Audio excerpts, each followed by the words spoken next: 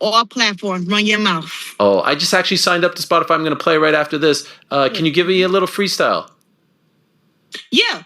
Let's hear it. Wait, do you want to hear a freestyle or what? Right now.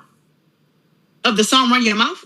Yeah, or, spit some bars, or freestyle on Chris Sideboard. Oh, some bars that I got? Let me think about something. Oh, okay. On the spot. See, now you think I'm papoose. I'm not papoose. I know who you are. I know who you are. See. Let me think. Okay, we got that one. I got so many. I don't even know which one to come at you with. Come on. Back down from no bitch. I want the smoke, laughing at you goofy hoes daily. No joke. She mad that I'm paped up and her silly ass broke. Get up off your ass and get some motherfucking money, hoe.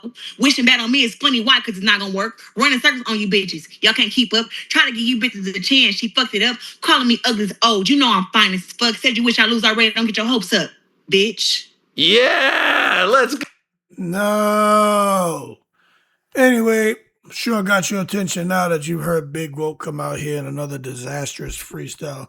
Just go ahead and leave that alone. Hood champion ain't hating on you. I got I'm 51, you 31. You do what the hell you want, but you probably should leave that alone because it's horrible. Anyway, man, boxing exploding. Every single day something going on in the boxing world. Major storylines. And, we got to make time to talk about it. Busy during the summer. Kids will be back in school soon. Then I get back to my regularly scheduled programming to where I can do more boxing during the day and focus on what we do at night. But Terence Crawford really returns. Could Terence Crawford really return? Everybody's saying, man, if Jaron Ennis pushes him enough, Terence Crawford's going to return. It keeps talking about Jaron Ennis. Terence Crawford misses the spotlight. He wants to come back in this ring. It just takes Jaron to say Terence Crawford's name 3 times, and Crawford will appear back in training camp. Now, to that I say, in the most respectful way, for all y'all out here who are predicting Crawford to return, hold your horses and stop taking it to the stupid. Crawford's not returning at all.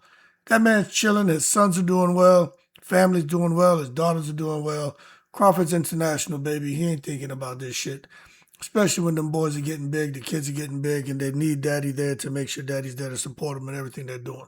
The man got money coming out of his asshole. He ain't coming out back to boxing for nobody. Now, talking about fans. Fans continue debating about Keyshawn Davis and Devin Haney, the negotiations, AJ and Fury. I mean, it's going to happen, but, people got an opinion on who wins. And, funny enough, Deontay Wilder's name is starting to reemerge again. Because they say, he is just the wild card in the heavyweight division. All of a sudden, they're like, shit, we've been sleeping on Wilder. Maybe Wilder has more gas left in the tank than these other cats. Then you got to talk about what's going on with the ladies. Mikaela Mayer, Cameron, Caroline Dubois, Harper, Reyes. Shit, even what Jake Paul and Eddie Hearn have going on, continued investment in women's boxing. And then Ryan Garcia, who, I ain't going to lie. I felt that if he fought Conor Benn within 30 seconds, he knocks Conor Benn out. But Ryan is over here singing like Pacquiao would say karaoke.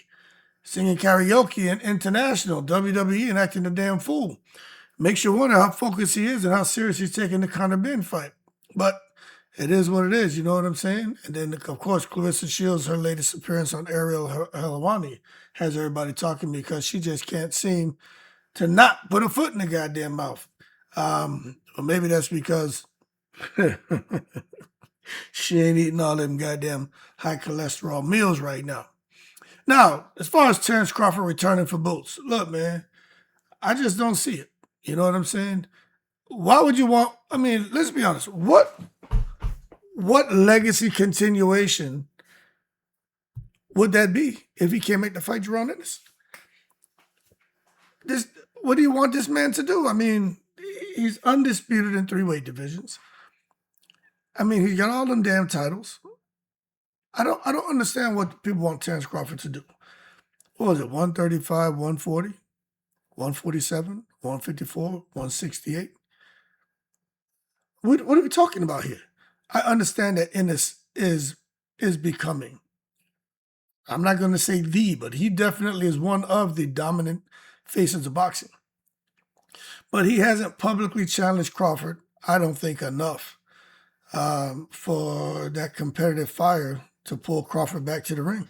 And I'll be honest with you, I don't think anyone's going to be able to do it. If they offer Crawford $1 billion, he would do it.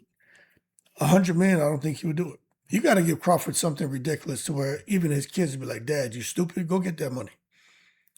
But at the moment, Crawford has consistently said he considers himself retired. So when he come back, remains speculation and just fans out here who didn't want the man in the sport. Now you want him back? That shit is crazy. When he was there, all people did was bad talk him and shit on him. Now he's retired and y'all want him back? Come on now. I'll just say this, Boots should stay focused. You know what I mean? Jaron possesses all the physical tools to dominate boxing for years. The stuff we've been seeing where and look, I'll tell you, I said that he passed the eye test. He ain't passed no test, but he showed he got some levels to him, man. Boots passed the test. Boots is the real deal. Now, I'll say this. The advice from me and from other supporters is simple, man. Boots, stay disciplined, stay active, keep improving, avoid unnecessary distractions. See, fans often emphasize that long-term success comes from consistent preparation rather than assuming talent alone is enough. I'm going to tell you, the one thing I haven't seen with Jaron Boots Ennis that I think is a good thing, never seen that man with no woman. I ain't never seen that man with no woman. I wonder if Jaron Boots Ennis is out here getting pum-pum and shit. You see, because right now he just loves the sport. He's in the gym. He's a gym rat. But if he fuck around like Daniel Dubois, because I know Daniel Dubois probably ain't getting no pum pum until he was maybe in the last 2 years or so. You could tell that mug ain't getting no pum pum. But for Jaron Ennis, I wonder if Jaron Ennis ain't never got a taste of that forbidden fruit. Because I'll never see this man with no woman. But I tell you what, the first time I see Jaron Ennis pop up with a woman and like Deontay Wilder come into fights and holding hands and all this bullshit, it's over. He gonna lose. Jaron, stay away from them women, man. Have your one that you can rub-a-dub every now and then, maybe 2 or 3, maybe 10, 15, but don't let them women throw you off your game, man. Right now, you winning. Keep improving. We talk about unnecessary distractions. The forbidden fruit is an unnecessary distraction. I mean, it's necessary, but unnecessary. Time it right. Don't get caught up in there, man. Don't go for a swim right before you jump in that ring. Deontay Wilder used to do it, and you saw what happened to him. Bing, bing, bing. His ass was all over the place. So focus on long-term success, not the sucky. Focus on long-term success, not the sucking and the sex. You understand? Now, Keyshawn Davis and Devin Haney. Man, what are these boys doing, man? I'm getting so tired of these young bucks out here just keep screwing around in boxing. Y'all gonna fight or what? All these rumors circulating, Bill Haney saying Keyshawn turned down $3 million, man. And now shit's supposed to be going to purse bid. I'm like, purse bid, okay, maybe they make more money. But $3 million is a lot of dough. That's a lot of dough. But we're going to find out how it all works out. But I'm sure Keyshawn Davis, he has a great team of advisors. And I think he probably going to make way more than 3 now that they're going to purse bid. Because it's a big fight. I mean, Keyshawn Davis and Devin Haney is a big-ass fight. So I'm sure he may come out and make more money. But without confirmation from all parties, it's difficult to know the full story, what happened behind the scenes, what's going on. But I do know it's going to purse bid. But I will tell you this, we're going to keep talking about it. But I don't know, is it better to secure a guaranteed payday or pursue different negotiating leverage? I don't know. These guys can do what the hell they want. The bottom line is we want to see the fight. So hopefully they can sort all that out. I think they will. It's just kind of annoying to see, all the back and forth and the bullshit on social media. Once the deal gets signed, they in training camp, then, hey, fans, as far as their excitement is going to be up in the way. Now, Otto Wallin did return this past week and got a brutal defeat, man. A lot of people who didn't seem to fight Otto Wallin damn near got killed in there. Got knocked out, man. Don't know about the next chapter of his career. Heavyweight boxing is unforgiving. Sometimes, man, when you get knocked out, it doesn't necessarily end your career, but a guy like Wallin trying to return to contender status after a difficult defeat probably has 2 more fights left with Zuffa, but I don't know. They're not giving you easy touches, soft touches. So I see Wallin losing again unless he gets someone he can outbox. And he just made a mistake and stayed in front of the guy too long. It's only like the last 10, 15 seconds of the fight, and he got clipped.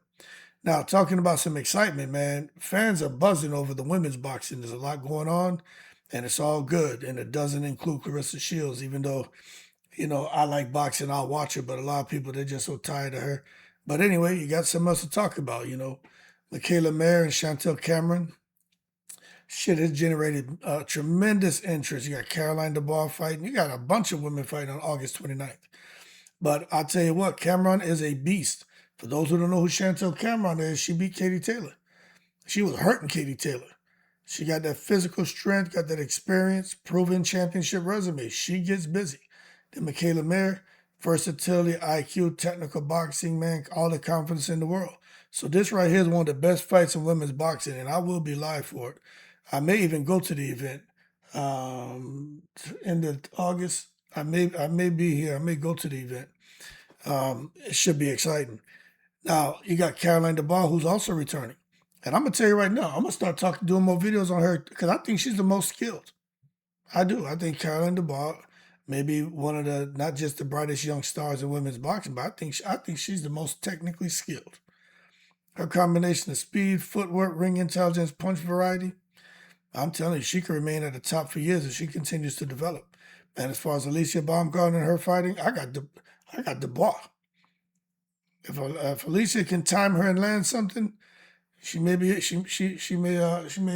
shock the world, but I just think Dubois is getting better and better and better. That's the worst thing Alicia could do, is let someone like Caroline Dubois, who lives in the gym, get better. And then now y'all come and fight. Then Alicia gonna have her hands full. She should have jumped on her now. It's just my opinion. But another thing about Caroline Dubois, I'm gonna tell you, I ain't never seen her with a man. It's like Jaron Boots Ennis, I ain't never seen him with a woman. He's a gym rat. Caroline Dubois is a gym rat. Caroline Dubois, as soon as I see her out with a man and holding hands and rubber-dubbing and sucking on each other's neck and feeding each other strawberry dipped in chocolate, it's over for her. She gonna lose. Caroline Dubois better stay away from us. We ain't no good. We ain't no good, I'm telling you. Take it from Hood Champion. We just out here looking to seal the deal. Stay the hell away from us and stay in that gym. Soon as you go, once you go this direction, man, ain't no turning back. Leave the men alone, because we ain't no good for you. We'll ruin your damn career. Look what Papoose did to Clarissa. Now, Caroline Dubois, we're gonna see what the future holds. But then you got the opponent she just faced and beat Harper. Harper's fighting Reyes, and this is another one of those highly anticipated matchups. You know what I'm saying? Don't know much about Reyes. I know she can fight, but I don't know much about her outside of just that she got some skill, she got some IQ. But Harper can fight, man. She can box, she got speed, she's athletic. I just think Caroline Dubois' tricky southpaw style just caught up to Harper. But I'm looking forward to seeing how both of these fighters perform. And I just think the person who has a bit more, I think something more significant that they bring to the ring is going to have something significant to gain with that victory. Probably bigger fights, bigger money, and more fan appeal. Now, Anthony Joshua and Tyson Fury. Let me tell you something. Fans are still excited about these guys. And the thing is, Joshua has knockout power. Fury has boxing ability. You bring them together, you just don't know which style prevails. I think AJ, man, I think he clips Fury, but man, watching AJ's chin, I don't know. But I'll tell you what, both of those guys have shown great vulnerability in recent outings. You know what I mean? Than in their early careers. You didn't really see them looking all that vulnerable early in their careers.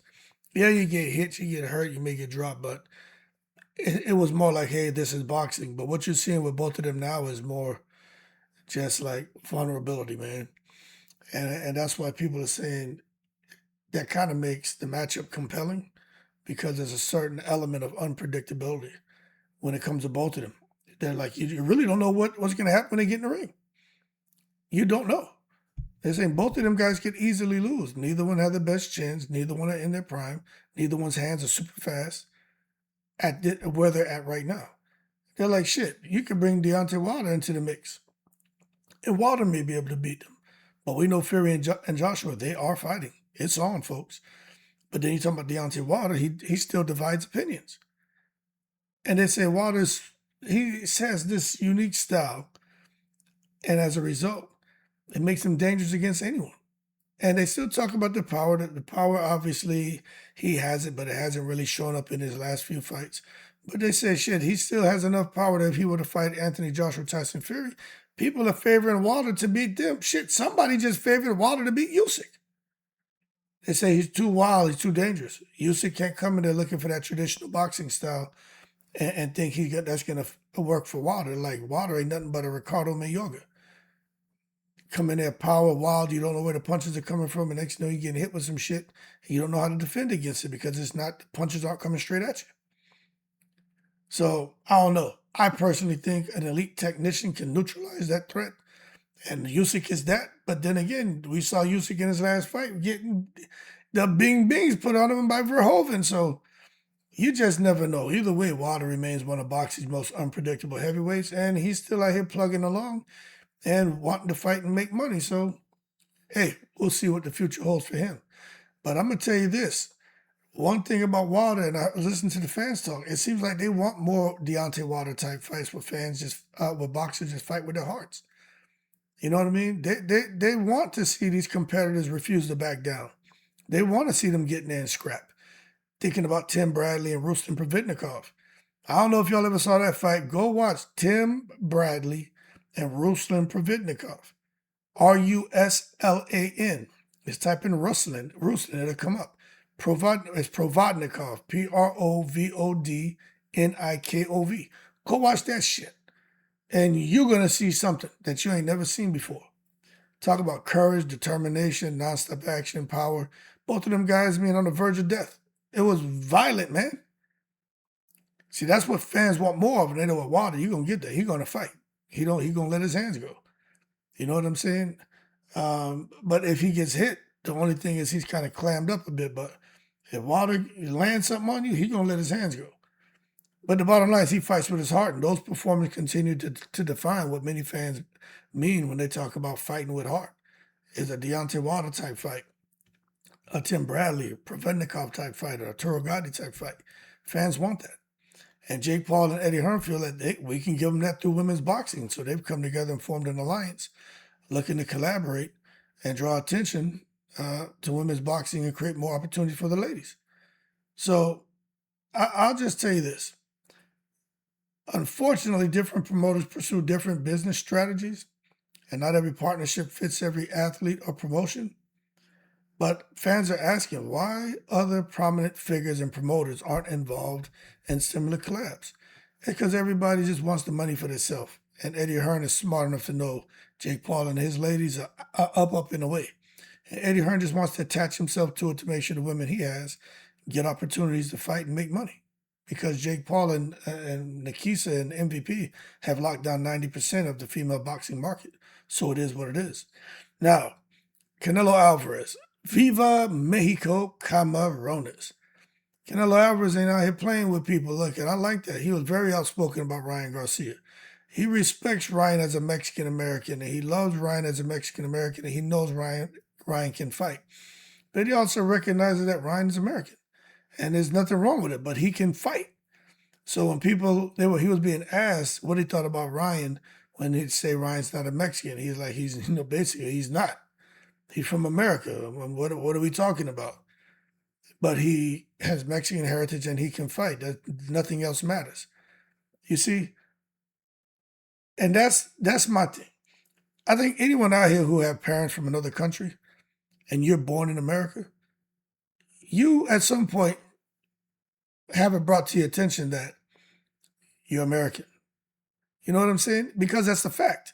But what's crazy is although you're here in America, if people learn, if you especially speak another language or they see your parents or hear your parents speak, all of a sudden they start saying, oh, you from over there, even though you're born and raised here. So you really don't fit here, you really don't fit there.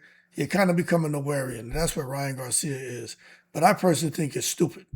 The man's an American, Mexican-American. You call him Mexican, you call him whatever. I just think it's dumb that people draw so much attention to that. That's just my opinion. But it just reflects broader conversations about heritage, nationality, and identity in sports. But in boxing in particular, identity is everything because you got a whole country out there in Mexico where some people will support him, some people won't. but it's not going to be the same as supporting someone who's, born and raised in Mexico or people from Puerto Rico, wherever you are in the world.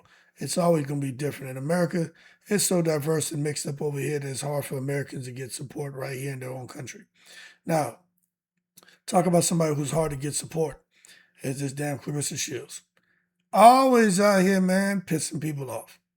She out here getting strong reactions online because she was talking about Shadacia Green and how she liked Shadacia. She wasn't saying anything negative about Shadacia. She was celebrating the Lanai Daniels win. Nah, she was being really nasty towards Shadacia. And it's just hard for anyone to like Clarissa Shields. You know what I mean? All of her public comments are unnecessary. All of her controversies are necessary. All of her dramas are necessary. And all of that shit distracts from her accomplishments in the ring. So I'll say that the opinions remain sharply divided as far as the topics involving Clarissa Shields. But I'm noticing every day more and more, those people who were supporting Clarissa, they're starting to no longer support her. And it's because of what comes out of her mouth. So she did it to herself. Now, talking about something, let me get back on this guy real quick, Ryan Garcia. I forgot to say this. This man is out here trying to balance media appearances with preparation for his upcoming fight against Conor Benn. Kind of remind me of Clarissa Shields and what she's doing when it comes to K. Scott. He doesn't seem to be that focused and that serious about Conor Benn. And I'll tell you what, even Terence Crawford, he went out and he publicly cautioned Ryan, don't be overlooking Ben. You'll mess around and lose a fight. Because you gotta understand that every elite opponent deserves respect. You know what I'm saying? And I think only Ryan truly knows the structure of his training camp, but I ain't gonna lie. Conor Benn, coming down to 147, I don't think he has a chance. But if he does, it's because Ryan gave it to him. Because Ryan's not focused on the camp, not training properly, and acting the fool out here. And Conor Benn's putting the work in. But I think Conor Benn's handicapping himself. He's coming down too far in weight. 147 is way too far. He's going to be weak, and it's going to show on fight night. If Ryan gets in camp and he's serious, I give it 30 seconds or until Ryan lands a left hook, the fight's over. Just my opinion. Now, when it comes to Terence Crawford, he's out here making rounds, and people are asking him questions. And I'll say this is a very positive story. Crawford spoke highly of Jaron Ennis. He said he supported Ennis during the Olympic trials, made it clear he doesn't want fans creating unnecessary rivalry between them, like he tried to do with him and Earl Spence. He says, he can just tell Crawford doesn't like that. There's mutual respect between those guys. He respects all fighters, not just elite. And he thinks people should do the same, push for the respect instead of manufacturing conflict. And, I'll be honest with you. All that sounds good, Terence Crawford, but hold your horses. Let's not take it to the stupid.